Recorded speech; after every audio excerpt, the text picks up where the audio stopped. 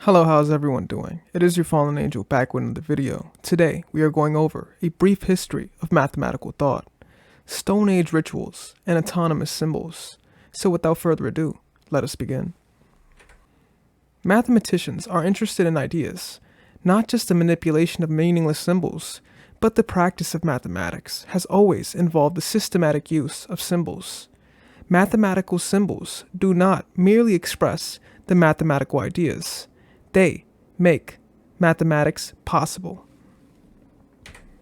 Furthermore, even the greatest mathematicians need to be taught the rules before they can make a contribution of their very own. Indeed, the very word mathematics is derived from the Greek for teachable knowledge. The question is, how and why did human cultures develop a system of rules for the use of symbols, and how did symbols change our lives? It seems fair to claim that the most fundamental and distinctive feature of human cognition is our boundless imagination.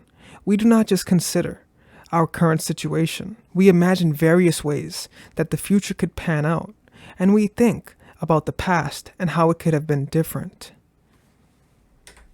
In general, we inhabit imaginable worlds that follow certain principles, and compared to other animals, our thoughts are not overly constrained by our current situation or perceptions.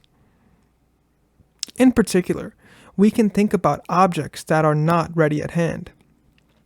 And it is reasonable to assume that in the distant past, our ancestors would have felt distressed if their desire to act was frustrated by the absence of some object or tool. As an animal might express the presence of predators, our ancestors would gesture, "I am missing a flint," by using their vocal cords, facial expressions, and bodily posture. They would express their motivated looking. So guys, we know that when we communicate as humans or just in general, 80% of communication is nonverbal. It would be eye contact, body language, the things you do, your body movements, how you say things, and then the rest would be the words. So it's essential to understand that everything predates to how you say things, not what is being said. Fellow primates would respond to this, signal in a manner appropriate to the occasion, having an emphatic grasp of what it is to search in such a fashion. Over countless generations, our ancestors must have developed ways of conveying a desire for certain objects, even though those objects were currently out of sight. Furthermore, at some point, our ancestors must have made the vital step of imbuing those expressive gestures with an essentially mathematical meaning.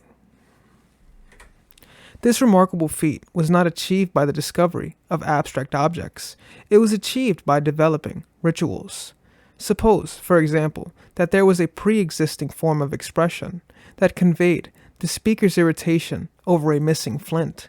Now imagine the earliest people running their hands over their treasured tool kit of flints. So we see that many things have arrived through frustration. Many things have been created through man-made frustration. Whether we talk about vehicles, this was because man was tired of walking. Whether we talk about communications, man was tired of using a boot-up phone going doo-doo, doo-doo. They were tired of doing that, so they made social media, made it very accessible. Things constantly progress because of angry men. As a person checked their tools time and time again, they may have expressed their familiarity with these objects by reciting a sequence of names. As each tool was touched in turn, we can imagine our ancestors repeating a distinctive sequence of rhythmic speech with one word for each tool, like someone saying eeny, meeny, miny, mo.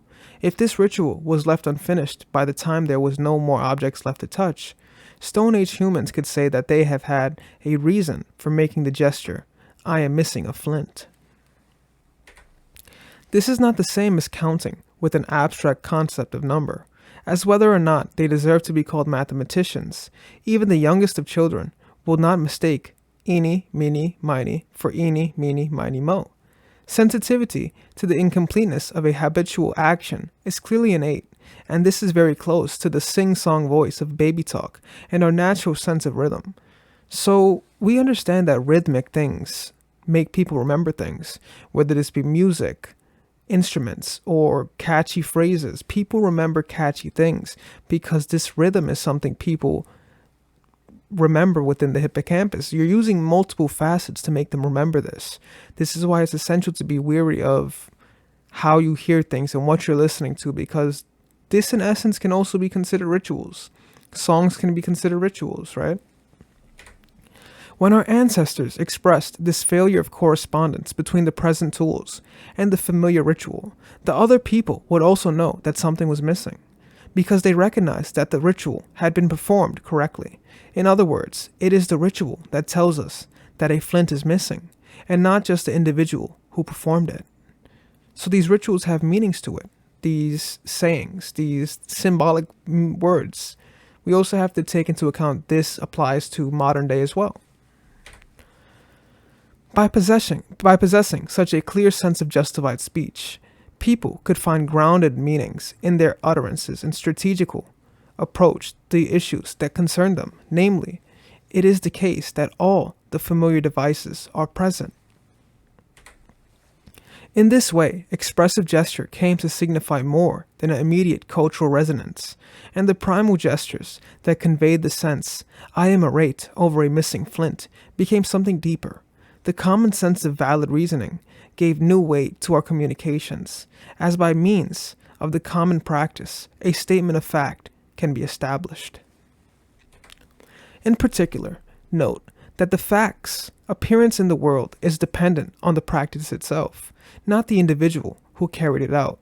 The process of language speaking for itself emphatically does not require the abstract concept of number, and I would argue that proto-mathematical thought had a gradual evolution that predates counting by many tens of thousands of years.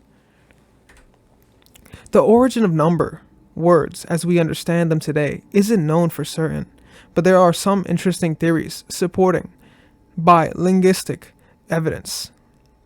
It may be that practices closely related to counting arose spontaneously throughout the world, more or less independently from place to place. However, the mathematician and historian of science Abraham Seidenberg of 1916 to 1988 proposed that counting was invented just once and then spread across the globe.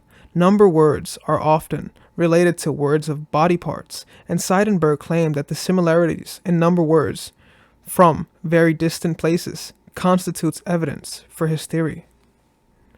So we could think that it was a counting of the body parts. Maybe it was understanding duality, whether it be the two hands, the two eyes, the two nostrils.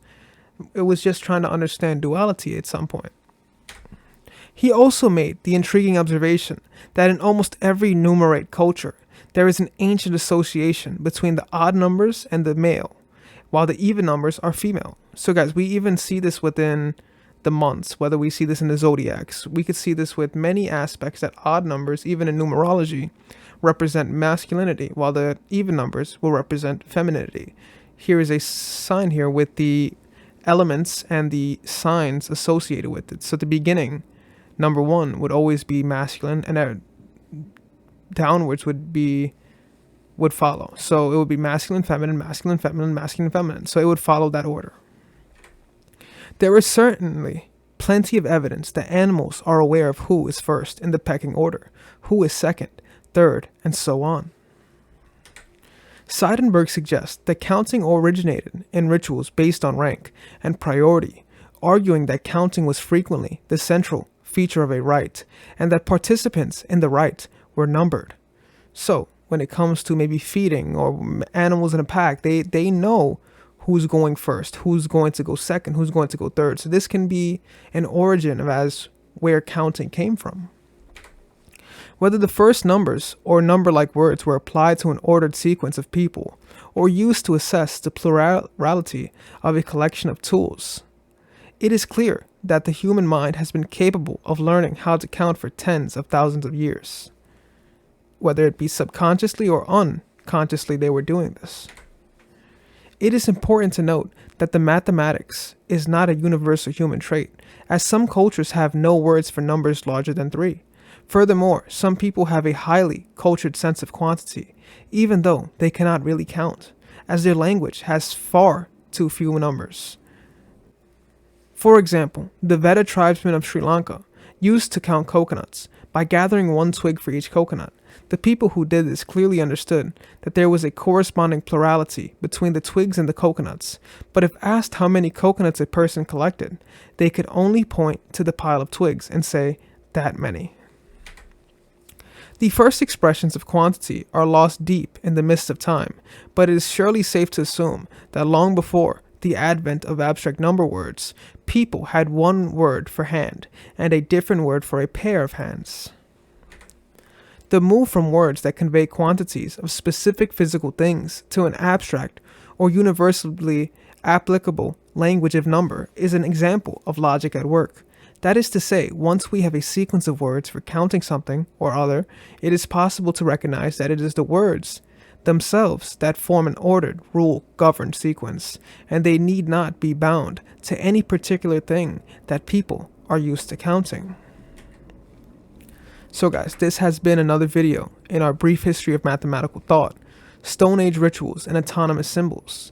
Feel free to like, subscribe, and share. Leave a comment down below. Check us out on Patreon, Rumble, Twitter, Instagram, things of that nature. This has been your Fallen Angel, and I am out.